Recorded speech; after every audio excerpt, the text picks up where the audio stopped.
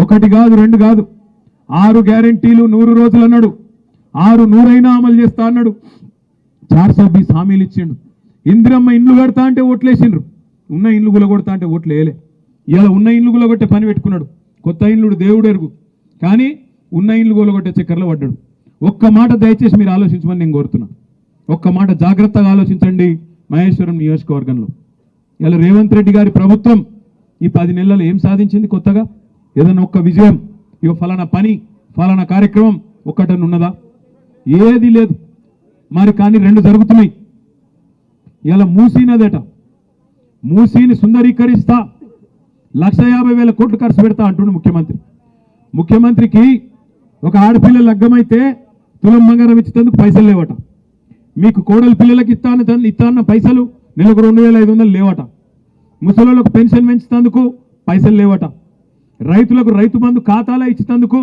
పైసలు లేవట రుణమాఫీ చేసేందుకు పైసలు లేవట వీటికి పైసలు లేవట వీటికి మాత్రం పేదోళ్ళకి ఇచ్చే కాడికి మాత్రం పైసలు లేవు కానీ 1,50,000 కోట్లు మాత్రం మూసిలో మాత్రం పోస్తారట ఏమిటికి ఎరికేనా ఇప్పుడు రైతు బంధు ఇచ్చిండు అనుకో మీరు ఏమైనా కమిషన్ ఇస్తారా ఆయనకి ఇయ్యరు కదా పోనీ మీరు పెన్షన్ ఇచ్చిండు అనుకో మీకు కమిషన్ ఇస్తారా మీరు ఏమైనా ముఖ్యమంత్రికి ఇయ్యరు తులం బంగారం ఇచ్చినావు అనుకో నువ్వేమైనా ఇస్తావు వాళ్ళకెళ్ళి ఇయ్యవు అదే మూసిలో 1,50,000 కోట్లు వచ్చిండు అనుకో ఒక 25-30 కోట్లు మంచిగా దొబ్బాలే ఢిల్లీకి మూటలు పంపాలి ఒక గందుకు ఇలా మూసి పథకం పెట్టిండు నేను అడుగుతున్నా కేసీఆర్ గారు కాళేశ్వరం కట్టిండు కేసీఆర్ గారు పాలమూరు రంగారెడ్డి ఎత్తిపోతల పథకం 90% కట్టిండు దేనికోసం కట్టిండు బ్రహ్మాండంగా నీళ్లు ఇచ్చేందుకు మన ప్రాంతానికి నీళ్లు తెచ్చేందుకు కట్టిండు మరి మూసీతోని నేను అడుగుతున్నా ముఖ్యమంత్రి మూసీతోని ఎంతమంది ఎన్ని ఎకరాలకు నీళ్ళు ఇస్తావు ఎంతమంది రైతులకు నీళ్ళు ఇస్తావు అసలు సమాధానం ఉన్నదా నీ కాడ ఏమీ లేదు ఏందో సుందరీకరిస్తా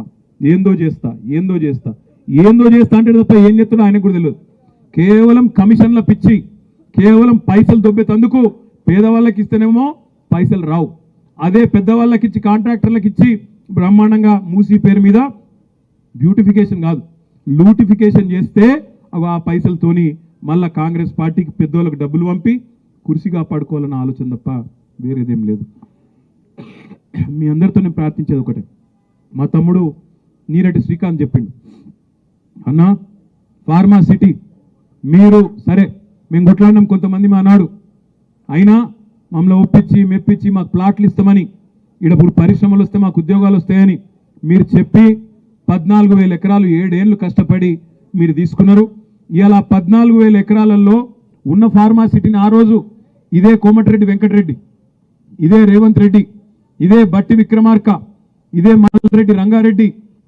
కోదండ్ రెడ్డి వీళ్ళే ఊరూరు తిరిగి చెప్పారు ఏం చెప్పారు ఇది కందుకూరులో చెప్పినరు పక్కన ఆచారంలో చెప్పినరు ఇబ్రాహీంపట్నం నియోజకవర్గంలో చెప్పారు బస్సు యాత్రలు పెట్టి చెప్పారు మేము రాగానే ఫార్మా సిటీ రద్దు రైతుల భూములు తిరిగిస్తామన్నారు ఒక్క రైతు కన్నా తిరిగి భూమి ఇచ్చిండ్రా ఎవరికన్నా ఇవ్వకుండా ఏం చేస్తుండే అలా ఫార్మా సిటీ పేరు మార్చి 4th సిటీ అట ఇంకోటి ఏంది ఫ్యూచర్ సిటీ అట ఉన్న సిటీకే దిక్కులేదురా అంటే భవిష్యత్తు సిటీ అట ఉన్న సిటీలోనేమో ఇప్పటికి మోరీలు చక్కగా లేవు నల్లాలు చక్కగా లేవు వాటిని రిపేర్ చేసే ముఖ్యమంత్రి ఇలా మున్సిపల్ మంత్రి వాటిని పట్టించుకోకుండా ఫ్యూచర్ సిటీ కడతా అని చెప్పి కొత్త రోడ్లు వేసే ప్రయత్నం చేస్తూ ఉన్నాడు ఇప్పుడే మా తమ్ముడు చెప్పిండు కొత్త రోడ్డు లేమూరు మీదకి వెళ్ళి ఇంకా 4-5 ఊళ్ళ మీదకి వెళ్ళి 300 ఫీట్ల రోడ్డు చేసి ఆగమాగం చేసి మొత్తానికైతే ఏదో కొత్తగా పేరు సంపాదించుకోవాలని ఆలోచన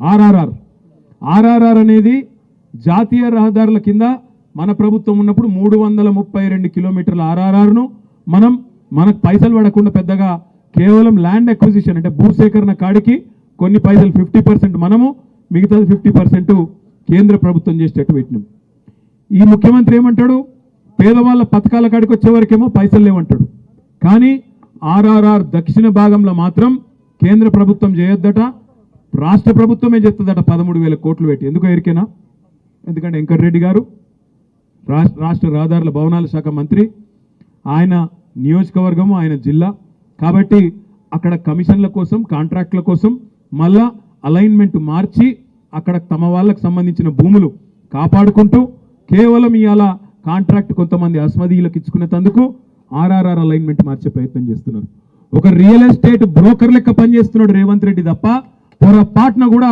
ఇవాళ ఒక ముఖ్యమంత్రి లాగా మాత్రం పనిచేస్తలేడు. 6 గ్యారంటీలు ఏమైనాయి రాబాయ్ అంటే దాని గురించి మాట్లాడాడు. 100 రోజులు అయిపోయింది, 300 రోజులు దాటింది కదా, 100 రోజులు చేస్తా అన్న హామీలు ఏమైనాయి, రుణమాఫీ ఏమైంది, 2500 ఏడవైంది అంటే దాని గురించి చెప్పడు. మాట్లాడితే మూసి అంటాడు లేదా హైడ్రా. చేయాల్సింది మూసి సుందరీకరణ కాదు, మూసి గబ్బంతా ముఖ్యమంత్రి నోట్లే, వాళ్ళ మంత్రుల నోట్లోనే ఉన్నది మొదలైతే. మూసి అనే రివర్ పేరు ఏ తండ్రి అయినా బిడ్డకు పెట్టుకున్నాడా? ఎందుకు పెట్టుకోలే? ఆ మూసి కంపు కొడుతుంది కాబట్టి, మూసి మురిగిపోయింది కాబట్టి, మూసిలో విషం చిమ్ముతున్నది కాబట్టి, ఆ విషము, ఆ కంపు, ఆ మురికి మా బిడ్డల పేర్లు పెట్టుకోవద్దని తల్లిదండ్రులు ఏదైతే అనుకుంటున్నారో ఆ మూసి మురికిని ప్రక్షాళన చేయాలనుకుంటున్నా నేను. ఆ మూసిని నిర్మాణం చేయాలనుకుంటున్నా నేను. ఎందుకు యమునా, సరస్వతి, గంగా, కావేరి పేర్లు పెట్టుకున్నప్పుడు మూసి అనేందుకు మన బిడ్డలకు పెట్టుకోకూడదు? ఆ మూసిని అద్భుతంగా నిర్మించినప్పుడు తప్పకుండా తల్లిదండ్రులు వాళ్ళ బిడ్డల పేర్లు మూసి అని పెట్టుకుంటారు. అంత అద్భుతమైన నిర్మాణం మనం చేసుకుందాం. నిర్మాణ క్రమంలో మల్లన్న సాగర్లో 14 ఊర్లను ఖాళీ చేసి 60,000 ఎకరాలు మల్లన్న సాగర్లో ల్యాండ్ ఎక్వేషన్ జరగలేదా? కొండ పోచమ్మలో జరగలేదా? రంగనాయక సాగర్లో ల్యాండ్ ఎక్వేషన్ జరగలేదా? నాగార్జున సాగర్ నిర్మించినప్పుడు ల్యాండ్ ఎక్వేషన్ జరగలేదా? శ్రీశైలంలో మా కొల్లాపూర్ మునిగిపోతే 92 జీవో ఇచ్చి ఇప్పటికి ఇంకా ఉద్యోగాలు ఇవ్వని కేసులు పెండింగ్ ఉన్నాయి. శ్రీశైలం కట్టినప్పుడు నిర్వాసితులు కాలేదా? ఇవాళ మూసి నిర్మాణం చేస్తే కూడా కొన్ని వేల మంది, 5,000 మందో 10,000 కుటుంబాల్లో నిర్వాసితులు అయితే నిర్వాసితులను ఎట్లా ఆదుకోవాలో సలహా చెప్పండి అని నేను అడుగుతున్నా. ఈరోజు భూసేకరణ జరిగేటప్పుడు, మూసి నిర్మాణానికి భూమి తీసుకునేటప్పుడు మల్లన్న సాగర్ల భూ నిర్వాసితులను నువ్వు పోలీసులతో కొట్టించి, గుర్రాలతో తొక్కించి కొట్టినావు కదా. ఇవాళ వాళ్ళందరినీ హక్కున పెట్టి చేర్చుకోవడానికి అధికారులను ఇళ్ళు పంపించి వాళ్ళకి డబుల్ బెడ్రూమ్ ఇల్లు ఇచ్చి, తొవ్వ ఖర్చులకి 25,000 ఇచ్చి వాళ్ళకు ఉద్యోగ ఉపాధి అవకాశాలు కల్పించడానికి నేను ఏర్పాట్లు చేస్తున్నాను. ఇదేమన్నా తప్ప? వాళ్ళ పిల్లలు వాళ్ళు మూసీలో బతికినరు, మురికిల్లే బతికిను, మురికిల్లే చచ్చిపోయారు. రేపు వాళ్ళ పిల్లలు కూడా ఆ మురికిల్లే పెరిగి మురికిల్లే చచ్చిపోయి మురికిల్లే ఉండాలన్న వాళ్ళు. ఆ మూసీలు ఉన్న వాళ్ళకు మంచి జీవితం ఉండొద్దా? వాళ్ళ పిల్లలు చదువుకోవద్దా? వాళ్ళు బాగుపడొద్దా? వాళ్ళందరినీ బాగు చేసే బాధ్యత ప్రభుత్వం తీసుకుందామని నేను చెప్తున్నా. మూసీలో మొత్తం 10,000 కుటుంబాలు ఉన్నాయి. 6 నెలల నుంచి ఎన్యూమరేట్ చేపించిన 33 టీంలను పెట్టి ఇల్లు పోయి ప్రతి వాళ్ళ వివరాలు సేకరించి, ప్రతి వాళ్ళ ఆధార్ కార్డు తీసుకొని, ప్రతి కుటుంబం యొక్క వివరాలు 33 టీంలు 6 నెలల నుంచి ఇల్లు పోయి తిరిగి తీసుకొచ్చినాం. ఇప్పుడు అవేర్నెస్ ప్రోగ్రాంలో గోడ మీద మార్కింగ్ చేస్తున్నాం. ఇక్కడి వరకు మూసి రివర్ బెడ్ ఉన్నది, ఆ పైన బఫర్ జోన్ ఉన్నది.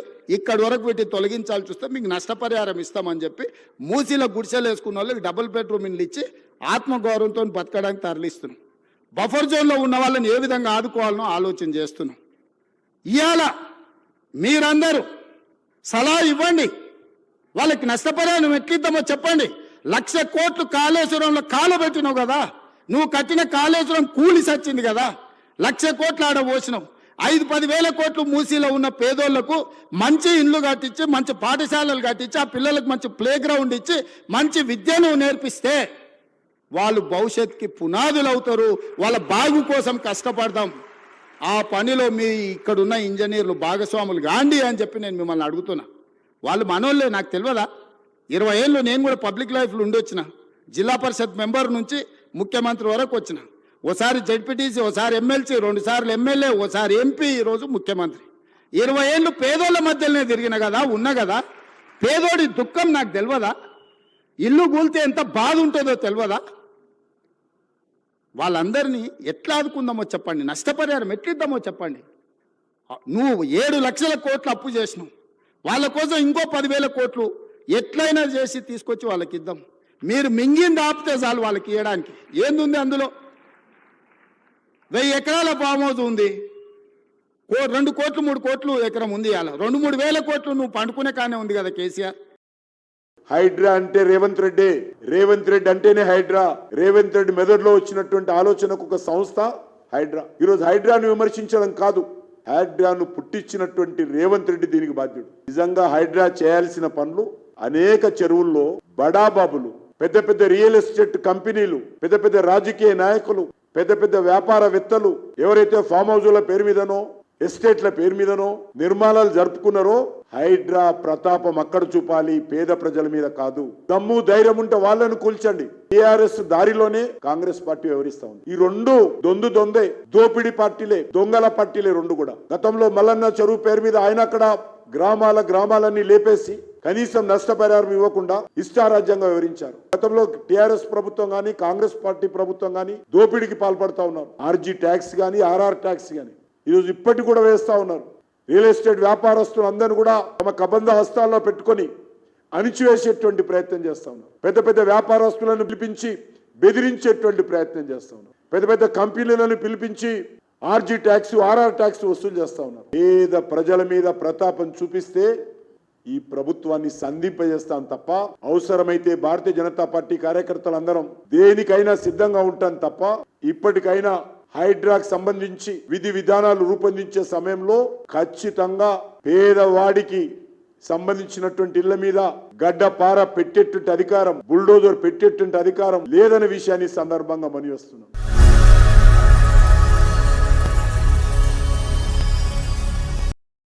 ఏ ప్రభుత్వమైనా కూడా అధికారంలోకి వచ్చిన తర్వాత పేద ప్రజలకు ఈ రాష్ట్రానికి మేలు చేసేటువంటి చర్యలు చేస్తారు. కొంతమంది ప్రాజెక్టులు కడతారు, కొన్ని సంక్షేమ కార్యక్రమాలు అమలు చేస్తారు. కానీ ప్రభుత్వము ఒక స్కూల్ కట్టలేదు. బడుగు బలైన వర్గాలకు సంబంధించినటువంటి ఇందిరమ్మ ఇళ్ల గృహ సముదాయానికి ఒక్క దగ్గర కూడా శంకుస్థాపన కూడా చేయలేదు.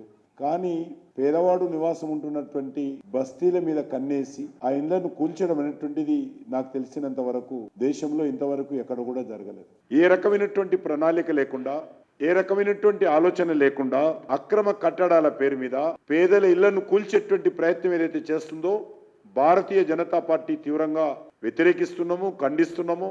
ప్రభుత్వం వెంటనే ఉపసంహరించుకోవాల్సిందిగా ఈ చర్యలను డిమాండ్ కూడా చేస్తా ఉన్నాం. ఎవరు కట్టుకున్నారు ఇండ్లు? ఎప్పుడు కట్టుకున్నారు? నిన్న మొన్న కట్టుకున్నారా? మీ కాంగ్రెస్ పార్టీ అధికారంలో ఉన్నప్పుడే కట్టుకున్నారు. పేదవాడు ఒక్కొక్క ఇటుక పేర్చి తమ రక్తాన్ని చెమటగా మార్చి ఈరోజు ప్రభుత్వం ఇల్లు కట్టివ్వకపోయినా, ప్రభుత్వం సామాజిక బాధ్యత విస్మరించినా పేదవాడు సొంతంగా తన కష్టార్జితంతో అప్పులు చేసి సంవత్సరాల తరబడి ఒక ఇల్లు నిర్మాణం చేసుకున్నాడు. వాని కళ్ళ ముందే ఆ ఇల్లును కూల్చేస్తే ఆ పేదవాడి మనస్సు ఏ రకంగా ఉంటుందో ఒకసారి ఆలోచన చేయండి. పేదవాడి ఇళ్ల మీద గడ్డపార వేసిన, పేదవాడి ఇళ్ల పైన యంత్రాలతో కూల్చే ప్రయత్నం చేసినా ఈ ప్రభుత్వం కూలిపోతుందే తప్ప పేదవాడి ఇల్లు కూలిస్తే మాత్రము ఎట్టి పరిస్థితుల్లో సహించే ప్రసక్తి లేదనే విషయాన్ని మనం చేస్తున్నాం. ఈ ప్రభుత్వాన్ని అడుగున అడ్డుకుంటాం. హైదరాబాద్లో ఉన్నటువంటి పేద ప్రజలకు అండగా ఉంటాం.